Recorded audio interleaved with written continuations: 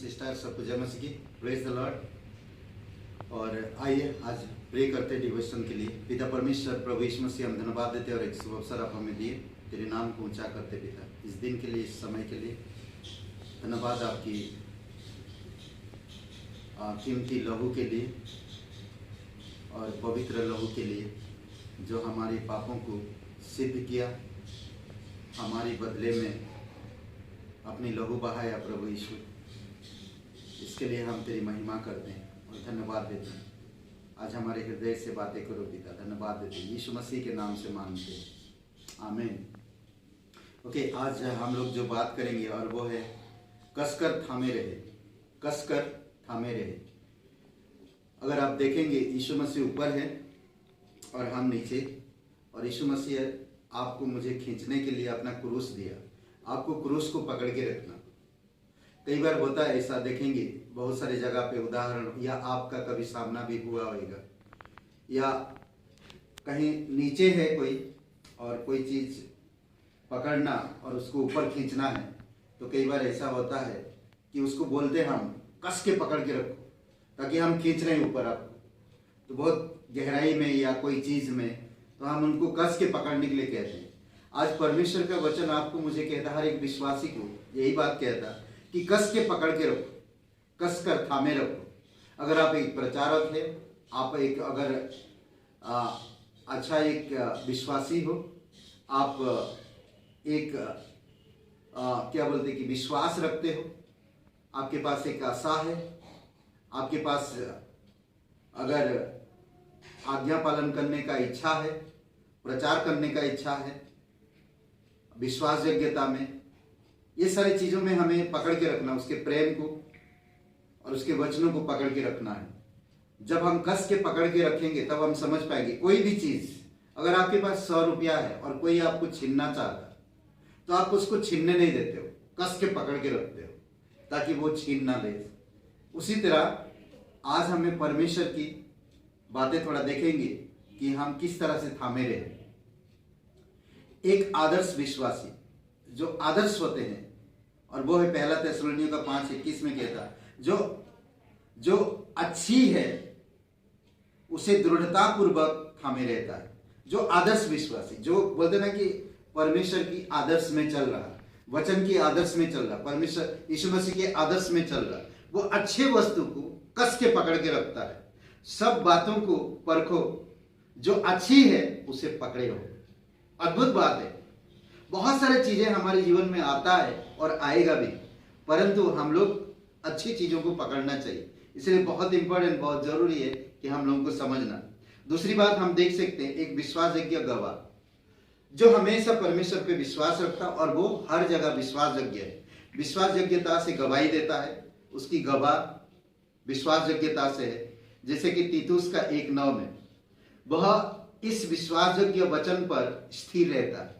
स्थिर रहना भी बाइबल में आप देखेंगे, हिंदी बाइबल में तो पता नहीं, स्थिर रहना, कस के पकड़ के रखना, उसको कहते हैं स्थिर रहना, ताकि खरी शिक्षा से उपदेश दे सके और विरोधियों का मुंह भी बंद कर सके। इसलिए स्थिर रहना, विश्वासयोग्य बने रहना। एक विश्वासी को विश्वासयोग्य गवाह की तरह, उसकी गवाह पर जब वो कहीं पर दे रहा या बता रहा, तो क्या होता, लोग उद्धार पाते। कई बार हम विश्वासयोग्य नहीं है और हम किसी को शेयर करेंगे तो हमारी कोई सुनेगा भी नहीं, क्योंकि खुद मैं विश्वासयोग्य नहीं हूं। तो इसीलिए बहुत इंपॉर्टेंट, बहुत जरूरी है कि मैं परमेश्वर के साथ, उसकी वचन के साथ, उसकी खरी शिक्षा के साथ मैं विश्वासयोग्य हूं। अगर मैं विश्वासयोग्य रहता हूं तो परमेश्वर मेरा सुनेगा, और जो भी मैं जिसको भी शेयर करूंगा तो मैं उसको सही तरह से बता पाऊंगा।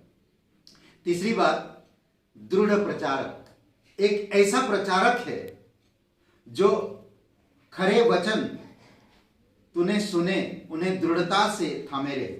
जो वचन हम लोग सुना, हमें किसी ने वचन बताया, हम उस वचन को ग्रहण किया, हम विश्वास किया, और उसी वचन के आधार पर आज हम प्रचार कर रहे हैं। इसीलिए जो खरी, जो सत्य है, जो बातें सही है, मायने में हम उन्हीं चीजों को पकड़े रहना चाहिए और उन्हीं के अनुसार, ताकि खरी शिक्षा।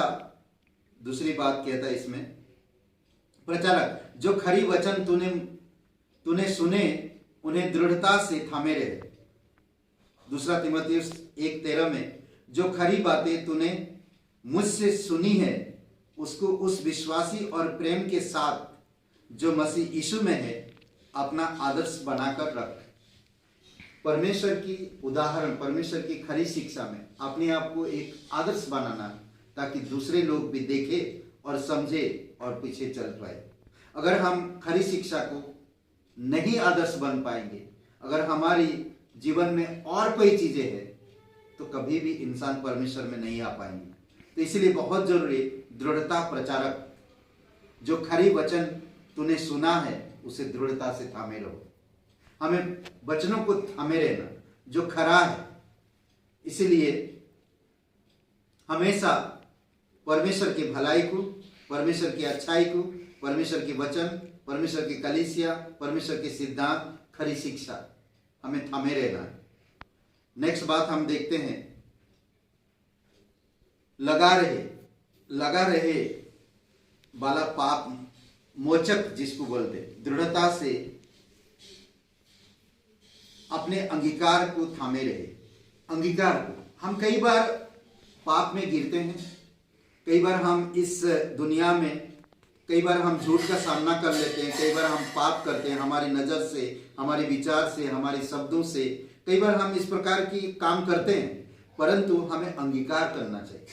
हमें अंगीकार करना चाहिए। इब्रानी का 4:14 में कहता है, इसीलिए जब हमारे ऐसा बड़ा महायाजक है जो स्वर्गों से होकर गया है, अर्थात परमेश्वर का पुत्र यीशु, तो आओ हम अपने अंगीकार को दृढ़ता से थामे रहे। अद्भुत बात कहता है। इसीलिए अपने अंगीकार कभी भी कहीं भी, अभी देखेंगे कई सारे लोग या घर परिवार में बच्चे, कुछ मिस्टेक होता है, कुछ चीजें होता है, तुरंत सॉरी बोलते हैं। तो इसी प्रकार परमेश्वर हमें यही बात सिखा रहा कि लगे रहने वाला पाप मोचक से दूर रहना। या कई बार आ जाता है हमारे जीवन में पाप, या हम ऐसे झूठ का सामना करते हैं, तो हमें तुरंत परमेश्वर कहता कि हमारा एक बड़ा महायाजक है जो परमेश्वर के पास विराजमान है। आज हमें कुछ करने की जरूरत नहीं, हम बस नम्रता पूर्वक आंखें बंद करके प्रभु के पास आना और अंगीकार स्वीकार करना, बस तुरंत अंगीकार को थामे रहना। नेक्स्ट बात हम देखते हैं, आशाबिन प्रतीक्षण। आशा में अपनी आशा के अंगीकार को अचल होकर दृढ़ता से थामे रहे। अगर आशा लाग भी नहीं रहा तब भी मैं उसको थामे रहूं। वचन बहुत सुंदर बात करता, इब्रानी का 10:23 में कहता इस प्रकार, आओ हम अपनी आशा के अंगीकार को दृढ़ता से थामे रहे, क्योंकि जिसने प्रतिज्ञा की है वह सच्चा है। जिसने हमें आशा दिया, जो जिसके लिए आप अंगीकार किए हो, ये आशा मिला है, तो वो सच्चा है और उसको थामे रहो, पकड़े रहो, छोड़ो मत, एक दिन आशा पूरा होगा।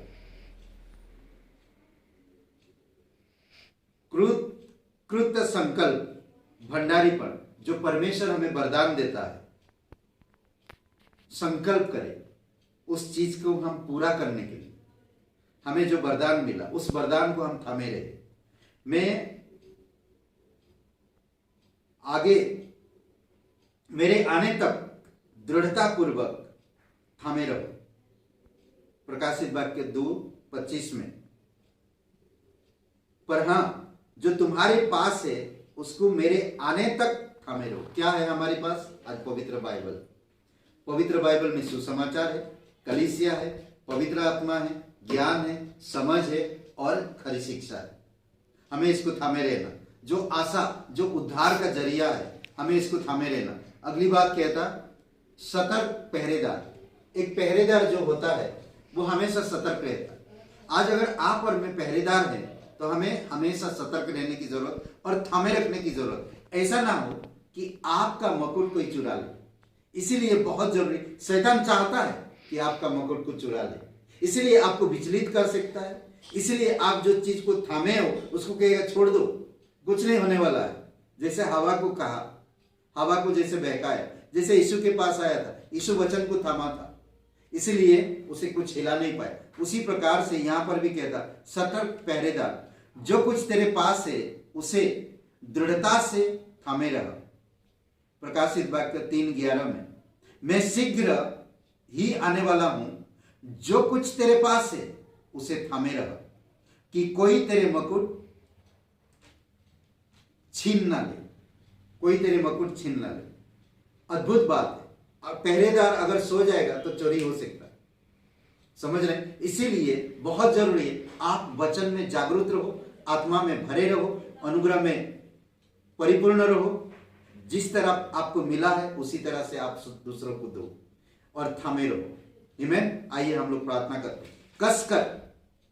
कस कर थामे रहो।